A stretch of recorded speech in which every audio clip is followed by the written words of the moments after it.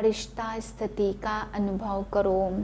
फरिश्ता स्थिति का अनुभव करने के लिए किसी भी प्रकार के व्यर्थ और नेगेटिव संकल्प, बोल व कर्म से मुक्त बनो। व्यर्थ व नेगेटिव यही बोझ सदा काल के लिए डीप साइलेंस का अनुभव करने नहीं देता। अब व्यर्थ बोझ से सदा हल्के बन डबल लाइट फरिश्ता बनो। ओम शांति। ओम शांति। मैं तपस्वी मूर्त आत्मा हूँ। 4/1/2024 के महावाक्य हैं, मीठे बच्चे। मुख्य है याद की यात्रा। याद से ही आयु बढ़ेगी, विकर्म विनाश होंगे। याद में रहने वालों की अवस्था, बोलचाल बहुत फर्स्ट क्लास होगा। प्रश्न है, तुम बच्चों को देवताओं से भी जास्ती खुशी होनी चाहिए, क्यों? उत्तर है, क्योंकि तुमको अभी बहुत बड़ी लॉटरी मिली है। भगवान तुम्हें पढ़ाते हैं। सतयुग में देवी देवताओं को पढ़ाएंगे। सतयुग में देवता देवताओं को पढ़ाएंगे। यहाँ मनुष्य मनुष्य को पढ़ाते, लेकिन तुम आत्माओं को स्वयं परमात्मा पढ़ा रहे हैं। तुम अभी स्वदर्शन चक्रधारी बन रहे हो। तुम्हारे में सारी नॉलेज है, देवताओं में यह नॉलेज भी नहीं। गीत है, जाग सजनिया जाग, नवयुग आया कि आया। ओम शांति। नए युग में होते हैं देवी देवताएं। वह है ही मनुष्य, परंतु उन्हों के गुण देवताओं जैसे होते हैं। वह है वैष्णव डबल अहिंसक। अभी मनुष्य डबल हिंसक है, मारा मारी भी करते, काम कटारी भी चलाते। इसको कहा जाता मृत्यु लोक। इसमें विकारी मनुष्य रहते हैं। उनको कहा जाता देवलोक, जिसमें देवी देवता रहते। वह डबल अहिंसक थे, उन्हों का भी राज्य था। कल्प की आयु लाखों वर्ष की होती है, तो कोई बात का भी ख्याल नहीं आता। आजकल कल्प की आयु कम करते जाते, कोई 7000 वर्ष कहते, कोई 10,000। यह भी बच्चे जानते, बाप है ऊंचे ते ऊंचा भगवान। हम उनके बच्चे रहते परमधाम में। हम पंडे हैं, रास्ता बताने वाले। इस यात्रा का कोई वर्णन है नहीं, बल गीता में अक्षर है मन मना भाव, परंतु उनका अर्थ क्या है? अपने को आत्मा समझ बाप को याद करो। यह किसकी बुद्धि में आता नहीं है।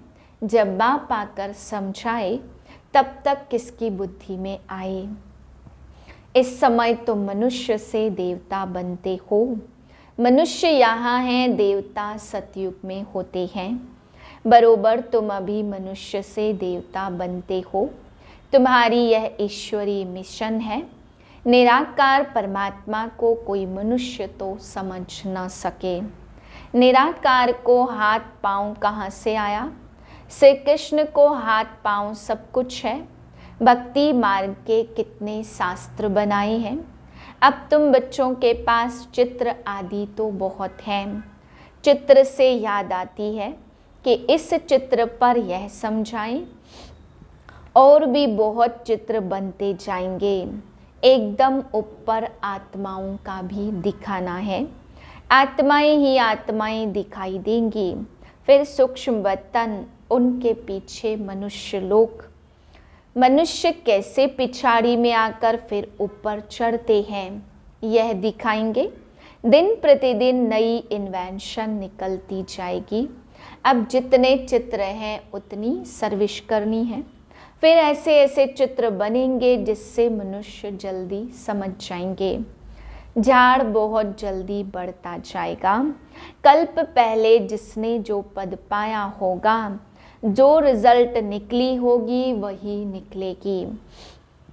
ऐसे नहीं कि पिछाड़ी में आने वाले माला के दाने नहीं बन सकते, वह भी बनेंगे। नौधा भक्ति वाले रात दिन भक्ति में लगे रहते, तब उन्हों को साक्षात्कार होता। यहाँ भी ऐसे निकलेंगे। रात दिन मेहनत कर पतित से पावन बनेंगे। चांस सबको है, ऐसे नहीं पिछाड़ी में कोई रह जाए, ड्रामा ही ऐसा बना हुआ है जो कोई रह नहीं सकता, सब तरफ पैगाम देना है। शास्त्रों में एक रह गया तो उलह ना दिया। यह चित्र अखबार में भी पढ़ेंगे, तुमको भी निमंत्रण मिलते रहेंगे, सबको मालूम पड़ेगा कि बाप आया हुआ है। जब निश्चय पूरा होगा तब दौड़ेंगे, नामाचार निकलता ही रहेगा। नवयुग सतयुग को ही कहा जाता, नवयुग अखबार भी निकलती है। कहते हैं न्यू दिल्ली, परंतु न्यू दिल्ली में यह पुराना किला किचड़ा आदि हो न सके। अभी तो हर चीज़ टेढ़ी बाकी हो गई है। सतयुग में सब तत्व भी ऑर्डर में रहते हैं। यहाँ तो 5 तत्व भी तमो प्रधान है, वहाँ सब सतो प्रधान होते हैं। तो हर एक तत्व से सुख मिलता है। दुख का नाम ही नहीं है, उनका नाम है स्वर्ग। यह सब बातें तुम अब समझते हो कि बरोबर अभी हम तमो प्रधान बन गए हैं। सतो प्रधान बनने के लिए पुरुषार्थ कर मंजिल पर चढ़ रहे हैं और सब अंधियारे में हैं, हम रोशनी में हैं। हम ऊपर जा रहे हैं और सब नीचे गिर रहे हैं। यह सब विचार सागर मंथन कर तुम बच्चों को समझाना है। शिव बाबा है सिखलाने वाला, तो वह मंथन नहीं करेंगे, ब्रह्मा को मंथन करना है। तुम सब विचार सागर मंथन करते हो, कोई का तो मंथन बिल्कुल भी नहीं चलता। पुरानी दुनिया ही याद पड़ती है। बाबा कहते पुरानी दुनिया को एकदम भूल जाओ, परंतु बाबा जानते नंबरवार पुरुषार्थ अनुसार राजधानी स्थापन हो रही है। बाबा कहते मैं आकर राजधानी स्थापन कर बाकी सबको वापस ले जाता हूँ। वह लोग तो सिर्फ अपना अपना धर्म स्थापन करते, उनके पिछाड़ी उनके धर्म तो आते रहते हैं। उनकी क्या महिमा करेंगे? महिमा तो तुम्हारी है। आदि सनातन देवता धर्म को ही हीरो हीरोइन कहा जाता। हीरे जैसा जन्म और कौड़ी जैसा जन्म तुम्हारे लिए गाया हुआ है, फिर तुम एकदम चोटी से गिरकर एकदम नीचे आकर पड़ते हो। तो इस समय तुम बच्चों को देवताओं से भी ज़्यादा खुशी होनी चाहिए, क्योंकि तुमको लॉटरी मिलती है। तुम्हें अब भगवान पढ़ाते हैं, वहाँ तो देवता देवताओं को पढ़ाएंगे, यहाँ मनुष्य मनुष्यों को पढ़ाते और तुम आत्माओं को परमपिता परमात्मा पढ़ाते, तो फर्क हो गया ना। तुम ब्राह्मणों ने राम राज्य और रावण राज्य को भी समझा है। अब तुम जितना श्रीमत पर चलेंगे उतना ऊंच पद पाएंगे। अज्ञान काल में भी जो करते वह उल्टा ही होता। छोटेपन में सगीर बुद्धि होती है और फिर बालिग बुद्धि होती है। 16-17 वर्ष के बाद सगाई हो जाती। आजकल तो गंद बहुत है, गोद वाले बच्चे की भी सगाई करा देते हैं, फिर लेना देना शुरू करते। वहाँ शादियाँ कितनी रॉयल होती हैं। तुमने सब साक्षात्कार किया, जितना आगे बढ़ते जाएंगे तो तुम सब साक्षात्कार करेंगे। अच्छे फर्स्ट क्लास योगी बच्चों की आयु बढ़ती जाएगी। बाप कहते योग से अपनी आयु बढ़ाओ। बच्चे कहते योग में हम ढीले हैं, याद में रहने के लिए माथा मारते परंतु रह नहीं सकते, घड़ी घड़ी भूल जाते। वास्तव में यहाँ वालों का चार्ट बहुत अच्छा होना चाहिए। बाहर तो गोरख धंधा है, बाप को याद करते करते यहाँ ही तुमको सतो प्रधान बनना है। कम से कम भोजन बनाते काम करते 8 घंटा मुझे याद करो, तब कर्मातीत अवस्था अंत में होगी।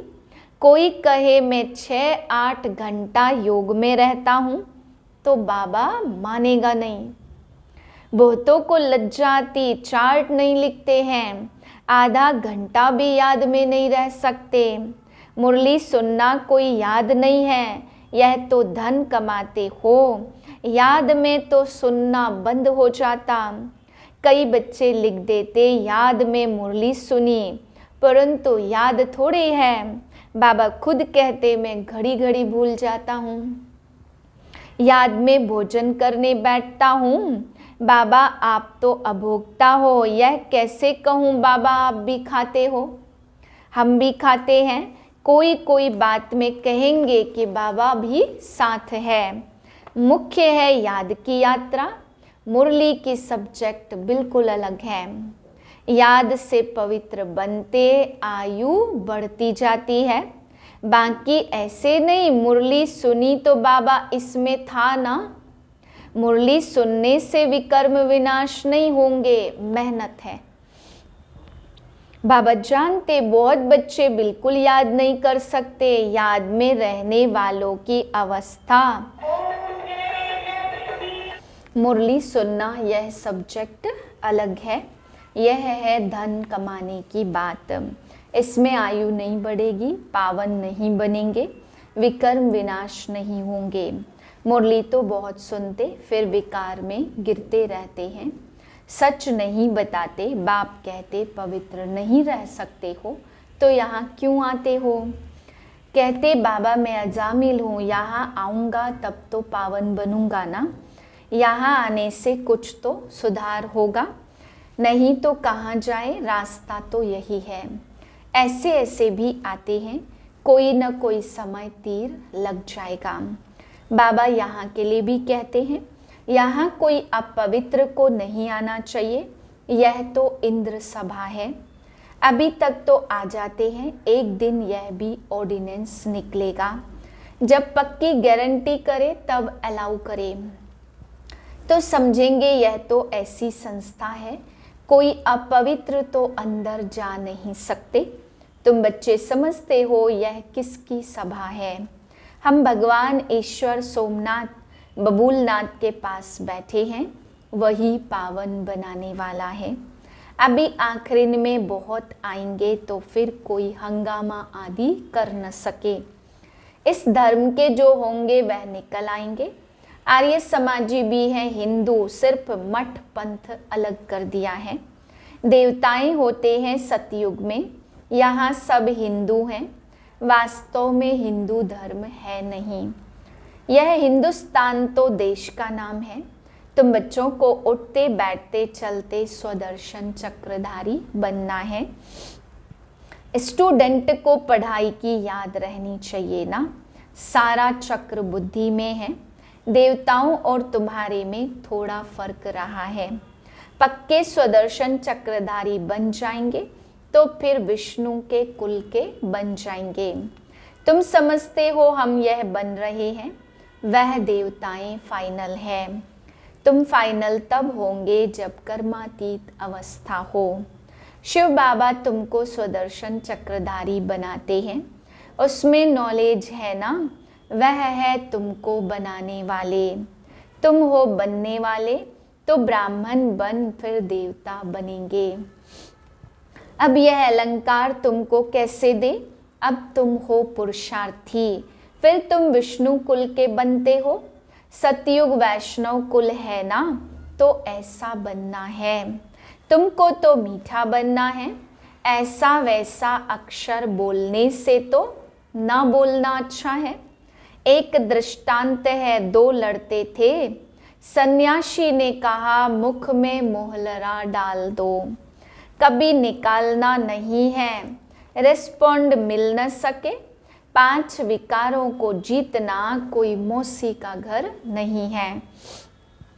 कोई तो अपना अनुभव भी बताते हैं, हमारे में बहुत क्रोध था, अब बहुत कम हो गया है, बहुत मीठा बनना है। कल तुम इन देवताओं के गुण गाते थे, आज तुम समझते हो हम यह बन रहे हैं। नंबरवार ही बनेंगे, जो सर्विस करेंगे उनका नाम जरूर बाबा भी लेंगे। रास्ता बताना चाहिए, हम भी पहले कुछ नहीं जानते थे, अब कितनी नॉलेज मिली है। जो अच्छी रीति धारण नहीं करते तो उनकी रिपोर्ट आती है। बाबा इसमें तो बहुत क्रोध है। बाबा जानते यह रूहानी सर्विस नहीं कर सकते तो फिर स्थूल सर्विस करो। बाबा की याद में रहकर सर्विस करे तो अहो भाग्य। एक दो को याद दिलाते रहो, याद से बहुत बल मिलेगा। याद करने वाले को फिर चार्ट भी रखना है, चार्ट से मालूम पड़ जाता है। हर एक को बाबा सावधान करते रहते। विश्व में शांति बहुत मांगते हैं। जरूर कभी विश्व में शांति थी। सतयुग में अशांति की तो कोई बात ही नहीं है। स्वीट बाप स्वीट बच्चे सारे विश्व को स्वीट बनाते। अब स्वीट कहाँ है? मौत ही मौत लगा पड़ा है। यह खेल अनेक बार होता है और होता ही रहता है। एंड तो हो नहीं सकती, चक्र फिरता रहता है। अच्छा, मीठे मीठे से किलदे बच्चों प्रति माता पिता बाप दादा का याद प्यार, गुड मॉर्निंग। रूहानी बाप की रूहानी बच्चों को नमस्ते। हम रूहानी बच्चों की रूहानी बाप को नमस्ते। धारणा के लिए पहली पॉइंट, विकर्म विनाश करने व आयु को बढ़ाने के लिए याद की यात्रा में जरूर रहना है। याद से ही पावन बनेंगे, इसलिए कम से कम 8 घंटा याद का चार्ट बनाना है। दूसरी पॉइंट, देवताओं समान मीठा बनना है। ऐसा वैसा कोई शब्द बोलने के बजाय ना बोलना अच्छा है। रूहानी व स्थूल सर्विस करते बाप की याद में रहे तो अहो सौभाग्य। वरदान सेवा में रहते कर्मातीत स्थिति का अनुभव करने वाले तपस्वी मूर्त भाव। समय कम है और सेवा अभी भी बहुत है। सेवा में माया के आने की मार्जिन रहती है। सेवा में ही स्वभाव संबंध का विस्तार होता। स्वार्थ भी समाया है, उसमें थोड़ा सा बैलेंस कम हुआ तो माया नया नया रूप धारण कर आएगी। इसलिए सेवा और स्वस्थिति के बैलेंस का अभ्यास करो। मालिक हो कर्मेंद्रियों रूपी कर्मचारियों से सेवा लो। बस में मन में बस एक बाबा दूसरा न कोई। इस स्मृति में इमर्ज हो तब कहेंगे कर्मातीत स्थिति के अनुभवी तपस्वी मूर्त। स्लोगन है, कारण रूपी नेगेटिव को समाधान रूपी पॉजिटिव बनाओ। अव्यक्त साइलेंस द्वारा डबल लाइट